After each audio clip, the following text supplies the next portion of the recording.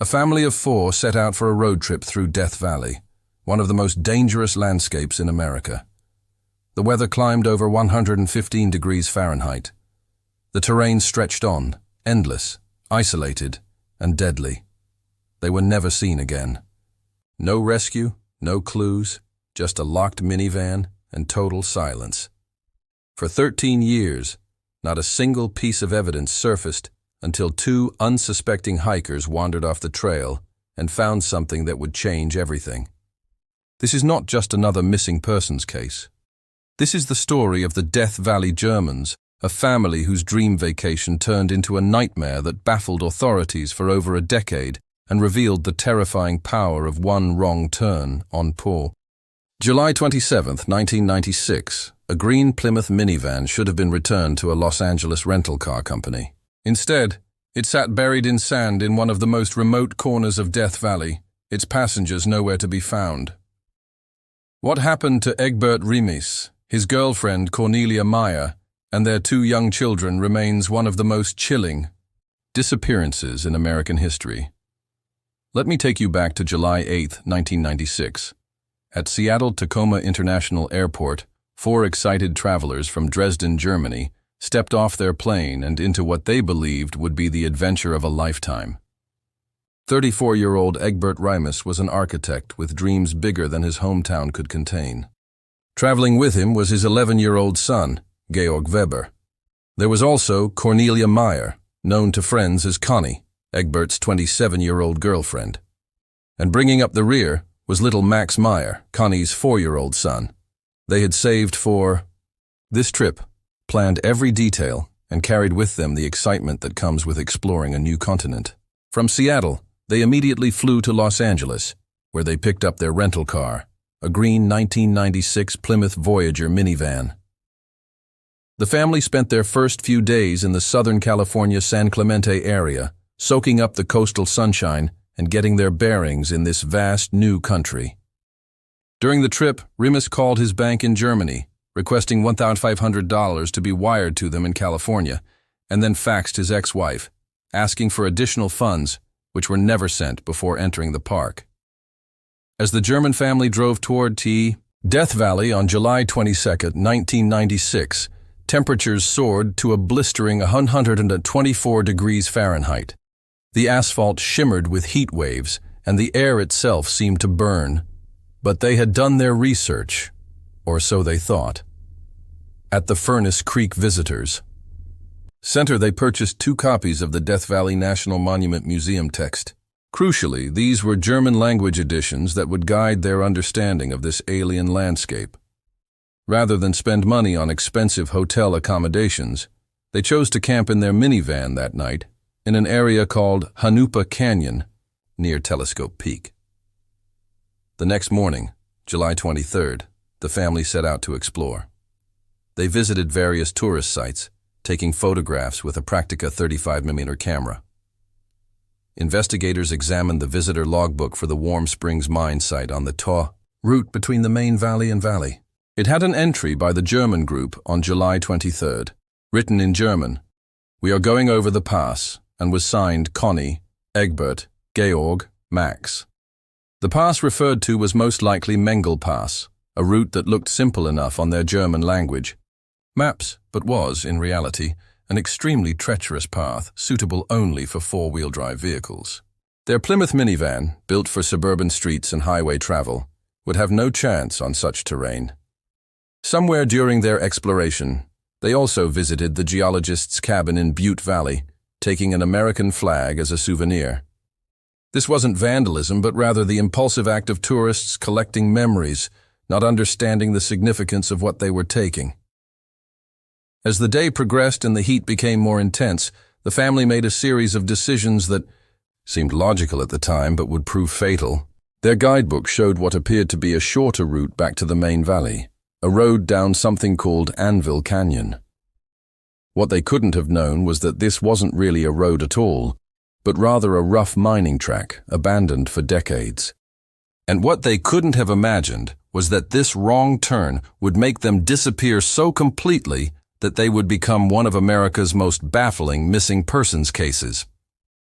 By the end of July 23, 1996, the German family was trapped in one of the most remote and inhospitable places on Earth. With no way to call for help and no realistic chance of rescue, their vacation had become a fight for survival. The family had booked a flight from Los Angeles to return to Germany on July 27, 1996, but there was no evidence that they boarded the flight or departed the United States. Rimis's ex-wife, Heike Weber, became concerned when her ex-husband and son did not return from their vacation, and she began to inquire about their whereabouts. The German authorities contacted their American counterparts, but with no crime scene, no witnesses, and no clear jurisdiction. The case fell into a bureaucratic void. The Germans were foreign nationals who had entered the country legally, and then nothing. They could have gone anywhere. They could have done anything. They could have staged their own disappearance for reasons no one could understand. On October 21, 1996, nearly 3 months after the German family disappeared, Death Valley National Park Ranger Dave Brenner was conducting routine aerial surveillance from a helicopter, searching for illegal drug manufacturing operations that sometimes sprouted in the desert's remote corners. In Anvil Canyon, about 2.4 miles downstream from Willow Spring, sat a vehicle that had no business being there. It wasn't the rugged four-wheel drive vehicle you'd expect to find on an abandoned mining road. Brenner was immediately suspicious. Anvil Canyon had been designated as an official wilderness area since the Desert Protection Act of 1994, meaning public vehicles were prohibited. The old mining roads had been closed for decades, abandoned since the financial panic of 1907 ended. Most mining operations in the area. When the helicopter landed, Brenner approached the vehicle cautiously. The 1996 Plymouth Voyager with California license plates was locked tight. 3 of its tires were completely flat, and the sand around it showed clear evidence that someone had tried desperately to drive it out despite the deflated tires. The axles were buried deep in sand, and it was obvious the van had been there for quite some time. But where were the occupants? Brenner radioed for backup and began the process that would soon reveal the identity of the van's renters. When the California Highway Patrol ran the license plates, the vehicle had been reported stolen by the Los Angeles Police Department on September 10, 1996. It was owned by Dollar Car Rental and had been rented to 4 German tourists on July 8. But this discovery raised more questions than it answered. If the Germans had been stranded here since late July, in Death Valley's summer heat, survival without adequate shelter and water would have been measured in hours, not days. On October 22nd, Death Valley National Park investigator Erich Inman was flown to the scene to begin a detailed examination. Apart from Dave Brenner's tracks from the previous day, no other footprints were visible around the vehicle. What he found inside the van painted a picture of a family vacation that had taken a devastating turn. The van contained everything you'd expect from tourists: luggage, clothing, children's toys, camera equipment, and multiple rolls of film. There were full bottles of beer and bourbon, sleeping bags, and camping equipment. Most tellingly, there was one of the German-language guidebooks purchased at the Furnace Creek Visitors Center. But there was also evidence of how far off course the family had wandered. The American flag taken from the geologist's cabin in Butte Valley proved they had visited that remote location. Food wrappers and evidence of human waste near the van suggested they had spent at least one night at this location. The altitude at the van's location was about 3,000 feet, which meant that on July 23rd, the date investigators believed the family became stranded, the high temperature would have been around 107 degrees Fahrenheit, with overnight lows around 79 degrees. Survivable conditions, perhaps, if you had adequate water and shelter. Fatal conditions if you didn't. The van was carefully removed from Anvil Canyon on October 23rd, and immediately, the largest search and rescue operation in Death Valley's history was launched. On October 23, 1996, as the sun rose over Death Valley, the largest search and rescue operation in the park's history was about to begin. The discovery of the abandoned Plymouth Voyager had transformed what was once a simple missing persons case into a race against time. Though everyone involved knew that after 3 months in the desert, This was now a recovery mission, not a rescue. The China Lake Mountain Rescue Group arrived first, followed by trackers from the Indian Wells Valley Search and Rescue Group. 8 mounted units from the Kern County Sheriff's Mounted Search and Rescue brought horses capable of covering rough terrain that vehicles couldn't navigate. The search teams spread out from Anvil Canyon like spokes on a wheel, each group taking responsibility for different sectors of the vast, unforgiving landscape. On the first day, searchers made a discovery that sent chills down their spines. About 1.7 miles east of where the van was found, a member of the China Lake Mountain Rescue Group spotted something that didn't belong in the natural desert environment. A Bud Ice beer bottle, half buried in sand next to a scraggly bush. Next to the bottle, someone had cleared a ledge in the dirt and left behind what investigators later described as a large seat print, evidence that someone had sat there for an extended period. The bottle matched those found in the van, and its location suggested that at least one member of the German family had walked east from their stranded vehicle. But this single clue only deepened the mystery. If the Germans had walked east from their van, where had they gone from there, and why had no other trace of them been found? Day 2 brought expanded search efforts. Teams arrived from Nye County, Nevada, and Inyo County, California. 2 helicopters joined the operation, their rotors beating rhythmically over the desert as they scanned for any sign of the missing family. Search areas included more of Anvil Canyon, portions of Warm Springs Road, Butte Valley, Mengel Pass, and the route between the canyon and the main valley. The searchers were professionals, many with decades of experience in desert rescue operations. They knew how to read the landscape, how to spot the subtle signs that indicated human passage through this hostile environment. They followed every wash, checked every cave, and examined every possible shelter where a desperate family might have sought refuge from the killing heat. But the desert revealed nothing. On October 25th, different search teams went out to look in and around Death Valley. One team searched between Anvil Canyon and Badwater Road. Another team from Victorville looked around the southeast edge of Butte Valley. A ranger from the Bureau of Land Management checked the west side of Mengel Pass between Ballarat and Barker Ranch. A team from Lake Mead surged from Anvil Canyon over the mountains and into Butte Valley. The Indian Wells team carefully searched around Willow Spring at the top of Anvil Canyon. Another group, the China Lake Mountain Rescue Group, started in the middle of Anvil Canyon, then searched north and west from there. On October 26th, the 4th, and final day of the search, teams continued looking for the missing group in the harsh desert environment. The Death Valley National Park team searched areas north of Warm Springs Canyon and nearby mine areas where a lost person might have sought shelter. The Victorville team focused on the area around Striped Butte in Butte Valley, while the Lake Mead team also searched Striped Butte, walking along Warm Springs Canyon Road. BLM rangers searched the west side of Mengel Pass and nearby routes the group might have used if they were heading toward Ballarat. The Indian Wells team searched near Warm Springs Road and West Side Road after footprints were found in the area.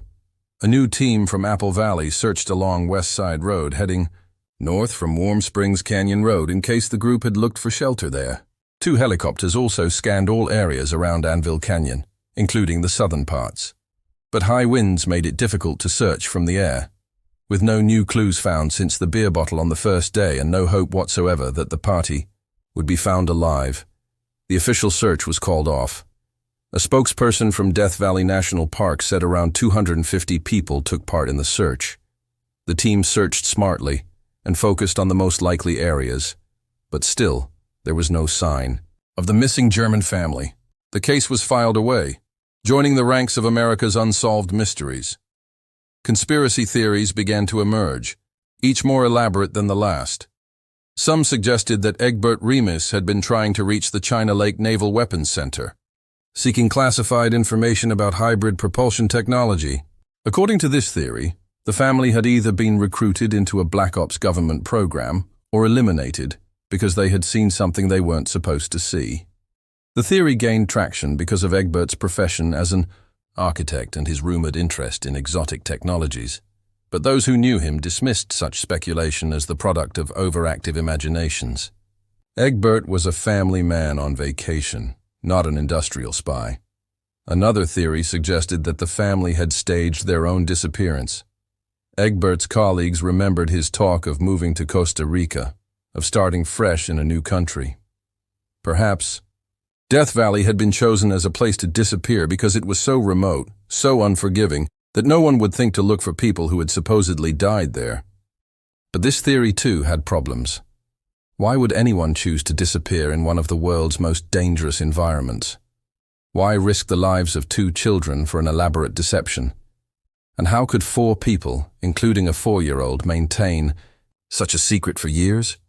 More disturbing theories involved foul play. Perhaps the family had encountered criminals engaged in illegal activities in a remote desert, drug manufacturers, human traffickers, or simply dangerous individuals who saw the German tourists as threats or opportunities. Death Valley's vast. Emptiness would certainly provide ample opportunity to dispose of evidence. Tom Mahood was not a professional investigator.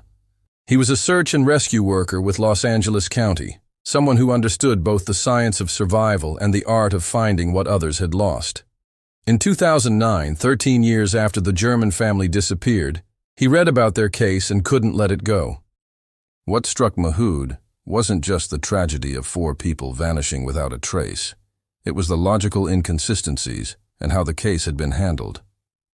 He approached the mystery like an engineer approaches a complex problem, breaking it down into component parts and analyzing each piece with fresh eyes. Mahood theorized that everyone had been searching in the wrong places. Using the German language guidebook found in the van, he traced the route the family most likely intended to take. The booklet showed a path west through Butte Valley and Mengel Pass, past the infamous Barker Ranch, where Charles Manson's followers had once hidden, then north to the ghost town of Ballarat, and on toward Yosemite National Park. The family's movements suddenly made sense when viewed through this lens. They had left their camping spot in Hanupa Canyon on the morning of July 23 and driven south to Warm Springs Road, turning west. The road would have seemed fine at first, encouraging them to continue toward what they believed was a legitimate route to their next destination. At the Warm Springs camp, they probably stopped, hoping to find someone who could tell them about road conditions ahead. Instead, they found only a deserted mining camp. So they signed the register and continued west. When they reached the geologist's cabin in Butte Valley, they again hoped to find someone who could provide guidance. Finding it empty, they took the American flag as a souvenir and pressed on to Mengel Pass. But Mengel Pass proved impassable for their minivan. The guidebook offered what appeared to be an alternative route, a road down Anvil Canyon that seemed to lead back to the main valley. Faced with the choice of turning back or trying the shorter route, they chose the latter. Mahood's analysis differed from official searchers in one crucial way. He believed the family had headed south from their stranded van, not east or north, as others had assumed. While traditional search and rescue doctrine suggested that lost people would try to return to their last known safe location, Mahood theorized that Egbert Rimis would have looked at his maps and seen the northern boundary of the China Lake Naval Weapons Center, only 8 or 9 miles to the south. To a desperate man trying to save his family, a military installation would have seemed like salvation. Surely there would be people there, water, radio communications, and the ability to call for help. The hills between the van and the base didn't look insurmountable on the map, especially to someone who didn't understand the true nature of Death Valley's terrain. Mahood believed the family had spent at least one night at the van, evidenced by the waste material found nearby, then locked the vehicle and headed east down Anvil Canyon to the point where the beer bottle was found. From there, they had turned south toward what they hoped would be rescue at the China Lake facility. But this was a route no one had searched thoroughly. Official searchers had dismissed the possibility, reasoning that experienced desert travelers would never head south in such forbidding terrain. But the Germans weren't experienced desert travelers. They were tourists with incomplete maps and a desperate need to save their children. Armed with this theory, Mahood began his own search. In 2009, 13 years after the family's disappearance, he was joined by Les Walker, and together they began exploring the rugged, desolate terrain southeast of Goler Wash, about 8 miles from the abandoned van and 4 miles from the China Lake boundary fence. What they found there would finally solve one of America's most enduring mysteries and bring a measure of peace to the families who had waited so long for answers. On November 12, 2009, Tom Mahood and Les Walker found Cornelia Meyer's remains scattered across about 150 meters of desert floor. Her passport and bank identification with a photograph confirmed her identity. Les found a toothbrush and a tube of some sort of salve or toothpaste in a small sidewash to the northwest. They found remains of a small shoe that could have been a woman's shoe or that of a child. A portion of Cornelia's daily planner was found with numerous business cards from places the Germans had stayed on their trip. In addition to the 2-liter wine bottle, they also found a clear bottle about 70 feet downstream. This was later identified as one of the bud bottles from the van. Over the following days, they also found the remains of Egbert Rimis. The location was exactly where Mahood's theory had predicted, in terrain so rugged and remote that it's no wonder previous searches had missed it. The family had, indeed, headed south from their stranded van, seeking salvation at a military base that probably had no permanent personnel and certainly no ability to mount a rescue operation. The discovery put an end to 13 years of speculation and conspiracy theories. There had been no government cover-up, no staged disappearance, and no elaborate deception. 4 people had simply made a series of logical decisions that led them into a death trap from which there was no escape. Subsequent searches found additional remains, though there wasn't enough DNA evidence to positively identify them as belonging to the 2 children. But the mystery of what happened to the Death Valley Germans had finally been solved. The story of the Death Valley Germans is ultimately a tragedy of good intentions and bad information. A family who should have lived long instead became victims of circumstances they couldn't have anticipated and dangers they couldn't have understood. But their story teaches us something profound about human nature, about the power of hope over experience, and about the extraordinary lengths people will go to in order to find the truth. Egbert Rimis was trying to show his son and his girlfriend's child the wonders of America. Cornelia Meyer was embracing adventure with a man she loved. 11-year-old Georg was experiencing the world beyond his small German city. 4-year-old Max was simply along for the ride, trusting the adults to keep him safe. When their vacation became a nightmare, they made decisions that seemed logical at the time. They tried to find an alternative route when their first choice proved impossible. They attempted to reach what they believed was safety when their vehicle became stranded. They walked toward what appeared on their maps to be a place where help could be found. Each decision made sense individually. Collectively, they led to tragedy. But the real heroes of this story are the people who refuse to give up. Tom Mahood and Les Walker spent countless hours researching the case, hiking through dangerous terrain and following logical threads that professional searchers had dismissed. Their dedication brought closure to families who had waited more than a decade for answers. The German families in Dresden could finally hold memorial services with some certainty about what had happened to their loved ones. The mystery that had haunted them for 13 years was finally solved, allowing them to grieve properly and begin the process of healing. Mahood later expressed frustration with the lack of cooperation from some authorities, noting that without his and Walker's efforts, the remains might never have been found. Their success, where professionals had failed, demonstrates the power of persistence and fresh thinking in solving cold cases. The case also serves as a sobering reminder about the dangers of America's wilderness areas. Death Valley is breathtakingly beautiful, but it's also one of the most unforgiving environments on Earth. Every year, unprepared visitors underestimate its dangers and find themselves in life-threatening situations. The lessons are clear. Carry plenty of water and food when venturing into desert areas. Use appropriate vehicles for the terrain you're planning to traverse. Inform others of your planned itinerary before departing. Carry communication devices and know how to use them. Most importantly, don't rely solely on maps that may not reflect current road conditions or dangers. The Death Valley Germans have become part of American folklore. Their story, told and retold as both a cautionary tale and a testament to the power of hope. Their tragedy reminds us that every missing person case represents real people with real families who deserve answers, no matter how long it takes to find them. The desert keeps many secrets, but this one has finally been told.